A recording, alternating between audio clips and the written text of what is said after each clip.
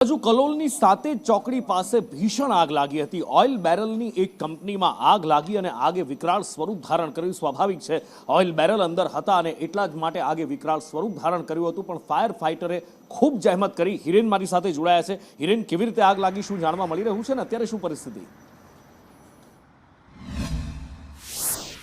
આગ લાગવાના કારણ હજી સુધી જાણી શકાયા નથી।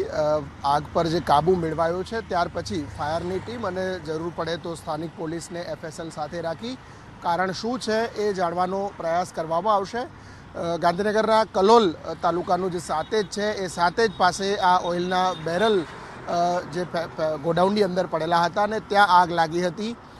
ઓઇલ હોવાના કારણે दूर સુધી આગના ગોટા છે તે જોવા મળતા હતા અને આગની ભયાનકતાને ધ્યાનમાં રાખી અમદાવાદ ફાયરની ટીમ છે એ પણ ત્યાં પહોંચી હતી। જો કે પાણીનો મારો ચલાવી અને સદનસીબે ખૂબ ઓછા સમયમાં ઓઇલના બેરલ હોવા છતાં એની આગ જે છે આગ ઉપર ફાયરની ટીમે કાબૂ મેળવ્યો છે।